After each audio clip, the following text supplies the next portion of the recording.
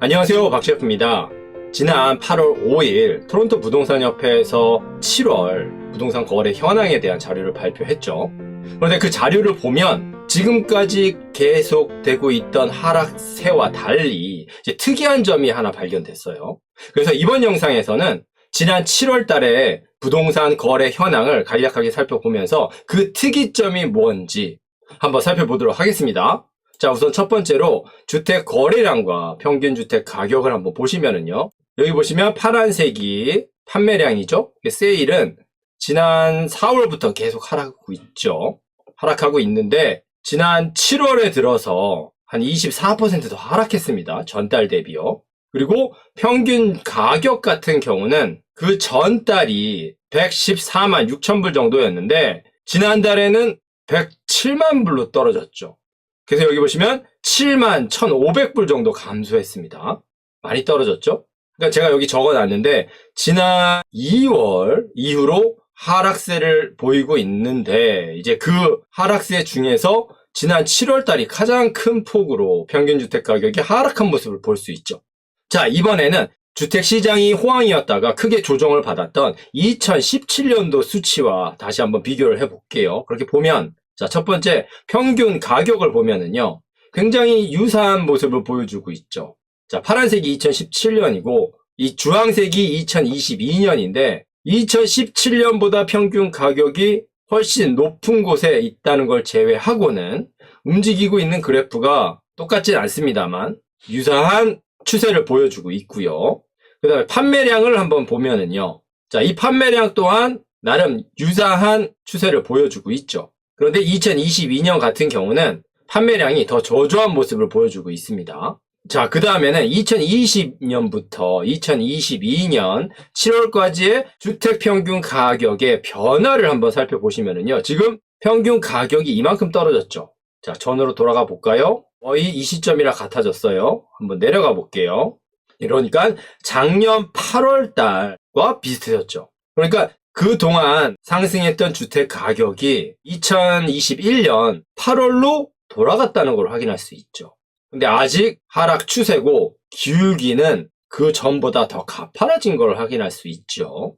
그러니까 아직도 계속 하락세인 겁니다. 평균 주택 가격도 그렇고 판매량도 그렇고요.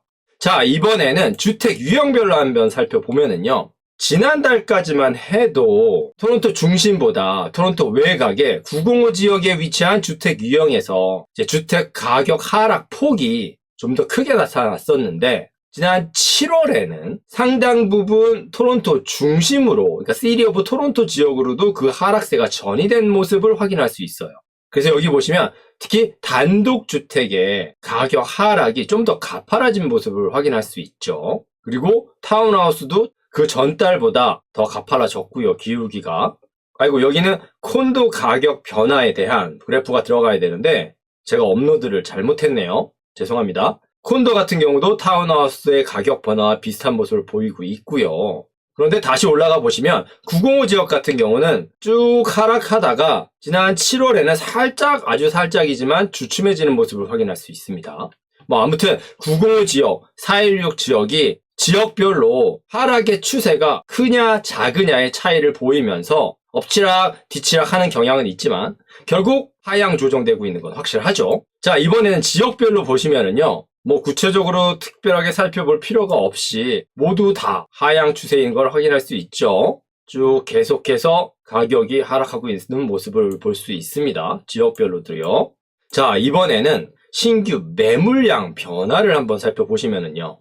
이 이미지에서 확인할 수 있는 거는요. 작년 동월 대비 신규 매물량 그러니까 뉴 리스팅이 마이너스 4.1% 줄었다고 나와 있어요. 그런데 자 여기 제가 적어놨는데요. 5월 달에는 0.5% 작년 동월 대비 상승했고요. 6월 달에도 상승했어요. 한 1%로 제가 기억하거든요. 그런데 지난 7월에는 하락했습니다. 이거는 전년 동월 대비예요. 그러니까 전년 동월 대비해서도 지난 7월에는 신규 매물이 하락했다는 거죠. 자, 이 부분에 대해서는 뒤에 가서 제가 좀 더 자세히 알려드릴 거고요. 자, 그 다음에 자, 새로 나온 매물이 시장이 얼마나 오랫동안 체류하고 있는지를 한번 살펴보면요. 여기 29일입니다. 그러니까 신규 매물이 시장에 나와서 한 29일 정도 시장에 체류하고 있는다는 거죠. 여기 보시면 체류 시간이 계속해서 상승하고 있는 걸 확인할 수 있죠. 많이 가파라졌어요. 그래서 29일까지 갔고요. 자, 이번에는 다시 2017년도와 한번 비교를 해보면은요. 이제는 2017년보다 지금 2022년에 매물이 시장에 머무르고 있는 시간이 더 높아진 걸 확인할 수 있죠. 매물이 시장에서 소화가 안 된다는 거죠. 그러니까 안 팔려 나간다는 거죠. 그러니까 판매량이 떨어졌겠죠, 당연히. 그러니까 그만큼 판매량이 떨어졌으니까 결국 가격에 반영되는 거고요. 자, 그리고 SNLR 변화량 추세를 한번 보시면은요. 뭐 바이어 시장인지 셀러 시장인지를 알 수 있는 자료인데 이 이미지를 보시는 것처럼 모두 다 아직도 하향 추세고요. 이제 대부분은 바이어 시장으로 접어든 걸 확인할 수 있죠. 자, 그래서 지금까지 살펴본 자료를 통해서 아직도 계속해서 주택시장이 가격 조정이 이루어지고 있고 판매량은 더욱더 줄어든 걸 확인할 수 있습니다. 그런데 한 가지 특이한 점이, 자, 이 그래프를 한번 보실게요. 여기 보시면 액티브 리스팅 그리고 뉴 리스팅을 비교한 건데, 그러니까 여기서 뉴 리스팅은 신규 매물이죠. 그러니까 주택시장에 새로 나온 매물이에요. 그리고 액티브 리스팅은 말 그대로 시장에서 살아있는 매물이죠. 뭐 하우스 시그마나 리얼터 다스디에이나 이런 부동산 관련 사이트를 보면서 저희들이 보는 이제 그런 매물인 거예요. 시장에 깔려있는 인벤토리인 거죠. 그래서 그 액티브 리스팅과 뉴 리스팅을 비교한 그래프인데요. 뭐 지난 1년 반 정도만 제가 일단 갖다 놨습니다만 여기 보시면 이 폭의 차이는 있지만 그래도 지금까지는 어느 정도 비슷한 모습을 보여줬죠. 그러니까 이 주황색, 진한 주황색 뉴 리스팅이 이 곡선이 상승하면 아무래도 신규 매물이 늘어나는 거니까 이제 액티브 리스팅, 인벤토리도 증가하는 모습을 보여주죠. 그리고 뉴 리스팅, 신규 매물이 감소하면 그에 따라서 인벤토리 양도 감소하는 모습을 보여주고 있고요. 그래서 어느 정도 비례하는 모습을 보여줬었어요. 그런데 이제 최근 모습을 보시면은요. 자, 뉴 리스팅, 신규 매물 같은 경우는 올해 3월 피크를 찍었죠. 그리고 그 이후에 소폭 하락하는 듯 하다가 살짝 보합이다가 갑자기 급격하게 떨어지죠. 그러니까 지난 3월에 신규 매물이 이제 고점을 찍은 거죠. 피크를 찍고 3월, 4월, 5월 이 한 2달 기간 정도 동안 셀러도 그렇고 바이어도 그렇고 눈치를 많이 봤죠. 어떤 분들은 아직 시장이 변화했다는 걸 모르시는 분들도 있었고요. 이제 그러다가 한 2달 정도 시간이 지나면서 이제 어떻게 변화하고 있는지 그 흐름들을 대부분 아셨고 그 상황을 알고 그 심리가 시장에 본격적으로 반영이 되면서 이제 신규 매물은 줄어든 걸 확인할 수 있습니다. 그래서 특히 지난 6월, 7월에 그 하락폭이 크죠. 이것까지는 그렇다고 쳐요. 그런데 여기 액티브 리스팅, 인벤토리를 보시면은요. 자, 지난 6월에 피크를 찍고 7월에는 떨어졌습니다. 뭐 큰 폭은 아닙니다만 일단 변화는 변화죠. 그러니까 인벤토리가 이 얘기는 쌓이고 있는 게 아니라 자, 3월, 2월, 1월, 작년 12월부터는 재고가 쌓이고 있었죠. 그랬는데 6월 이후 7월에는 재고가 줄어들고 있어요. 그리고 3월부터는 신규 매물도 줄어들고 있고 최근 2달 동안에는 신규 매물이 급격하게 줄어들었죠. 그러면서 신규 매물과 재고량을 보이는 이 곡선이 지금 뒤바뀌었죠. 그래서 지금 이 그래프만 놓고 보면은요. 그래서 이렇게 말씀하실 수도 있어요. 근데 저 같은 경우는 이 주택 시장을 계속 모니터링을 하고 있잖아요. 그리고 실제로 거래를 하고 있고요. 그랬는데 자, 7월 중순부터 제가 느꼈던 게 확연하게 신규 매물이 줄어들었고요. 그러니까 신규 매물이 줄어든 건 그 전부터 많이 줄어들었죠. 매물은 잘 안 나오고 있었고 계속 주택시장이 소강 상태였고 판매 가격도 계속 낮아지고 있었고요. 이제 그랬는데 한 7월 중순부터 소화가 되는 모습들이 보이기 시작했거든요.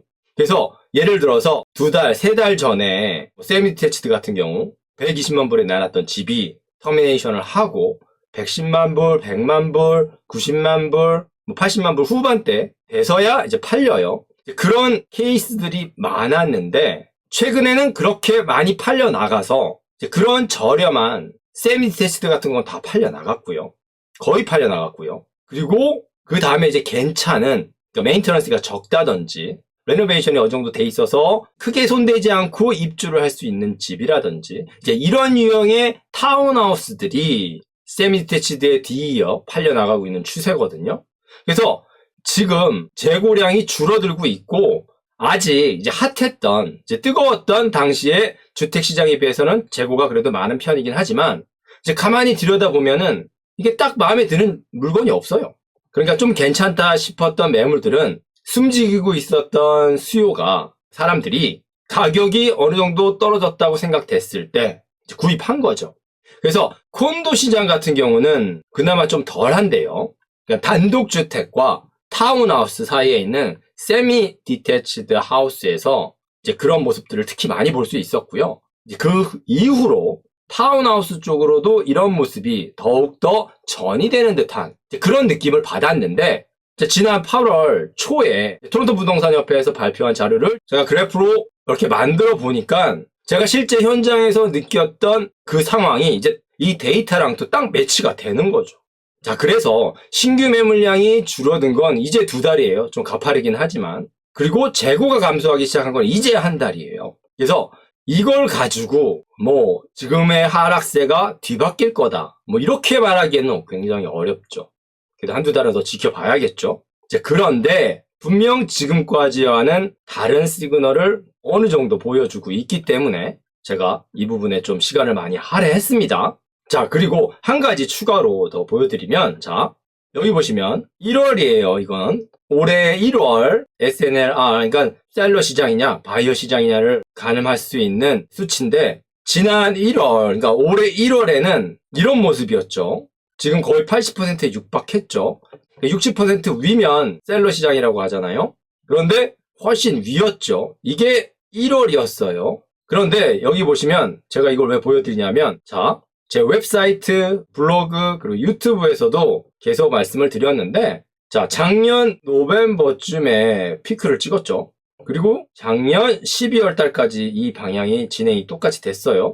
그래서 제가 기억하기로는 이때쯤에 좀 정체된 모습을 보여주고 있네요 하고 말씀드렸어요. 근데 이때만 해도 단독주택이 이어서 세미 디테치드, 그리고 세미 디테치드에 이어서 타운하우스가 이제 본격적으로 불이 붙어서 엄청난 오버애스킹 프라이스로 팔려나가고 있던 시기죠. 작년 말이요.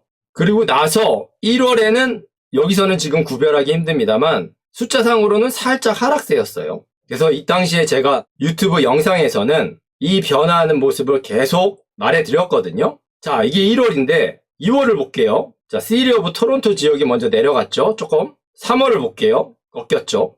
4월을 볼게요. 더 꺾였죠, 이제. 그리고 이 모습이 지금 이렇게까지 내려온 거죠. 뭐 그렇다고 지금 이런 변화가 이 당시에 고점을 찍고 하락세로 전환될 이 무렵에 이 변곡점을 나타내는지 아닌지는 아무도 알 수 없어요. 재고가 이제 1달 줄었어요. 그런데 지금 부동산 시장은 비수기죠. 많은 분들이 휴가 갔죠. 그런 비수기이기 때문에 이제 뉴 리스팅이 하락하는 건 이해가 되죠. 그런데 재고가 소폭이지만 감소하고 있다는 건 지금의 하락세가 앞으로 바뀐다고는 볼 수 없지만 주택 거래를 하셔야 되는 분들 입장에서는 좀 잘 살펴보라는 일종의 사인일 수 있는 거죠. 그래서 특히 주택을 꼭 구입하셔야 되는 분들 같은 경우는 잘 살펴봐야겠죠. 그래서 주택을 꼭 구입하셔야 될 분들 같은 경우 준비하셔야 될 게 있거든요. 모기지도 그렇지만 괜찮은 매물이 나왔을 때 딱 잡을 수 있는 준비가 필요한데, 이제 그 준비에 어떤 것들이 있는지 제가 이렇게 메모는 해놨는데 아직 영상을 찍을 기회가 없었어요. 그래서 기회가 되는 대로 이 내용들도 정리를 해서 제 웹사이트에도 업로드하고 영상도 만들기로 하고요. 그리고 이 영상을 찍기 바로 조금 전에 미국의 소비자 물가지수 인플레이션 레이트이 발표됐거든요. 자, 여기 보시면 원래 예상이 8.7이었어요. 그랬는데 지금 8.5로 예상보다 떨어졌어요. 그리고 근원 CPI 같은 경우도 6.1이 예상치였는데 5.9%로 더 떨어졌고요. 그래서 아직도 물론 굉장히 높은 인플레이션 상황입니다만 앞으로의 금리 인상 폭이 다소 작아질 수 있다는 걸 알려주지요. 그래서 이거 발표 이후에 대부분의 자산 시장이 상승하는 모습을 보여줬죠. 자, 이런 상황에서 지난 7월 마지막 주 그리고 8월 첫째 주 뉴스들을 보면 다 주택 시장에 대해서 부정적인 얘기들이에요. 8월 거 보면 주택 판매 급락, 2020년 수익은 사라졌다. 크게 가격이 인하된 5개의 토론토 콘도 목록, 주택 조정은 캐나다 전역에서 광범위하게 실행 중이고 그나마 콘도 아파트 같은 경우가 다른 유형의 주택보다 하락세가 좀 덜하다는 얘기도 있고요. 급락하면서 하락 연장이라고 또 여기도 적혀 있죠. 이런 주택시장의 하락에 대한 소식들이 모든 미디어를 뒤덮고 있는데 다행히 인플레이션 레이트는 감소하고 있고요. 앞으로의 주택시장과 다음 달에 업데이트될 통계 자료들을 통해서 다시 한번 확인해 봐야겠지만 판매량과 가격의 하락에도 불구하고 아주 미세한 변화가 확인됐다는 건 기억해야 될 것 같습니다. 네, 오늘은 여기까지만 하겠습니다. 지금까지 영상이 도움이 되셨다면 좋아요, 구독, 알람 버튼 부탁드립니다. 지금까지 박셰프였습니다. 감사합니다.